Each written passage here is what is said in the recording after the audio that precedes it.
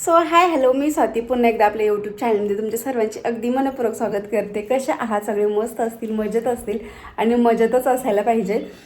तर आज मी तुमच्यासोबत नाही का माझी नाईटची रुटीन जी आहे ती पूर्ण तुमच्यासोबत शेअर करणार आहे. झालं असे की काही दिवसापासून मुलांची शाळा जी आहे ना खूप लवकर म्हणजे 7:30 वाजता असते, म्हणून सकाळी उठणं, त्यांना टिफिन करणं, नाश्ता पाणी, चहा पाणी त्यांना तयार करणं, हे सगळं काही ॲडजस्ट होत नाही. आणि त्याच्या या धावपळीमध्येच ना मी स्वतःकडे लक्ष देऊ शकत नाही.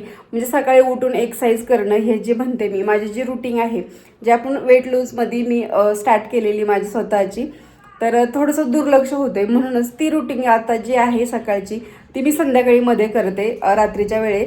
तर आता वाजलेले आहेत 5 आणि आता 5 वाजता मी एक्सरसाइज करणार आहे. सकाळी एक्सरसाइज माझ्याच्याने नाही होत, कारण उठून मुलांचं करायचं का माझं करायचं हेच मला कळत नाही आहे.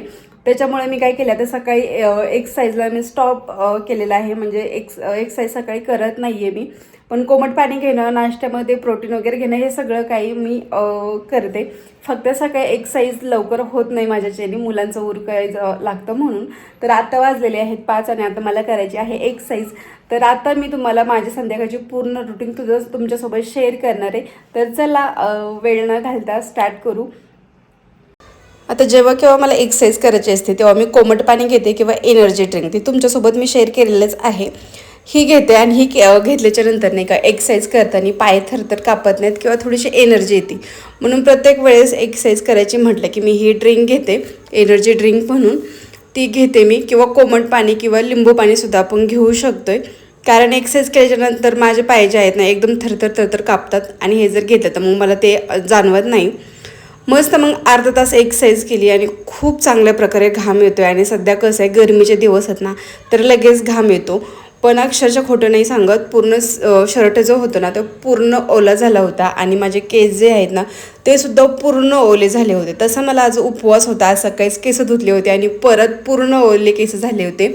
मग नंतर मस्त चेंज वगैरे करून घेतलं आणि थोडीशी फ्रेश झाले. घरातली जे काही बाकीची कामं होती, भांडी वगैरे 4-5 वाजताची असतात ती घेतली घासून वगैरे. आणि मग नंतर मुलं म्हणले मम्मा चहा कर. माझा तर नव्हतंच चहा प्यायचा इंटरेस्ट, पण मला उपवास होता म्हणून मग केला त्यांच्यासाठी पण आणि माझ्यासाठी पण. मी पण थोडीशी चहा घेतली. मग लागले संध्याकाळच्या स्वयंपाकाला. तर आज संध्याकाळच्या स्वयंपाकामध्ये मी पनीर घेणार आहे. आता आपण बऱ्याच वेळा म्हणतोय की वजन कमी करत असताना एका टायमाचं जेवण आपण कमी करू. तर मी खरं सांगते, मी दोन्हीही टायमाचं जेवण कमी केलेलं नाही. सकाळी नाश्ता करते, दुपारी जेवते आणि संध्याकाळी पण जेवते. फक्त एवढंच आहे की आपल्या जेवणामध्ये प्रोटीन घ्यायचं आहे, आपल्याला तेलकट पदार्थ खायचे नाहीत. आता बऱ्याच वेळा आपण बाहेरचे तळलेले पदार्थ वगैरे खातोय किंवा बाहेर जाऊन खातोय. तर हे असं न खाता आपल्याला घरचं जेवण बनवायचं आहे आणि घरचं खायचं आहे.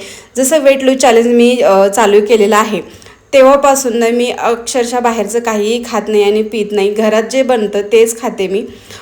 ते चिकन असो किंवा दुसऱ्या कुठल्याही गोष्टी असो, मला जर खायचं झालं तर मी घरी आणून घरी बनवते आणि घरी खाते.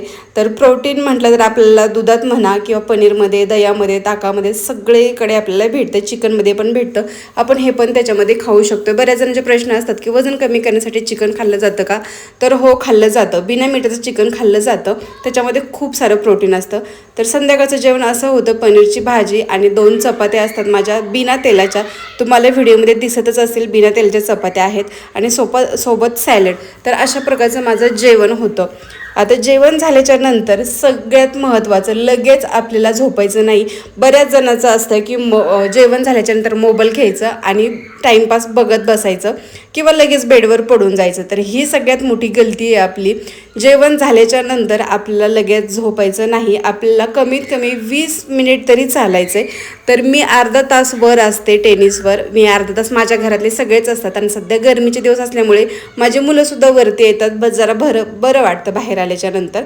मग आम्ही अर्धा तास वर चालतो वगैरे आणि मग खाली गेल्याच्यानंतर परत मी एक माझी ड्रिंक घेते, जे की डिटॉक्स पावडर म्हणून तुमच्यासोबत शेअर केलेलं आहे. मी याची रेसिपीसुद्धा तुम्हाला सांगितलेली आहे, हे कसं बनवायचं ते घेते. झोपण्याआधी आपल्याला कोमट पाणीमध्ये हे घ्यायचं आहे. आणि जर कोमट पाण्यात नाही घेतलं तरी चालेल, पण कोमट पाण्यामध्ये मी घेते.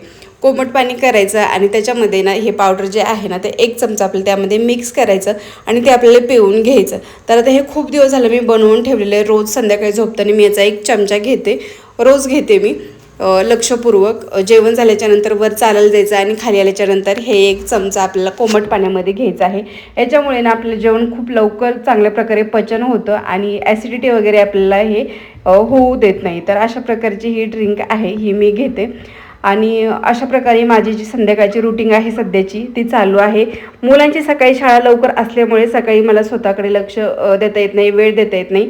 त्याच्यामुळे मी काय केले, आता माझी रुटीन थोडीशी चेंज केली, म्हणूनच म्हटलं तुमच्यासोबत शेअर करावी.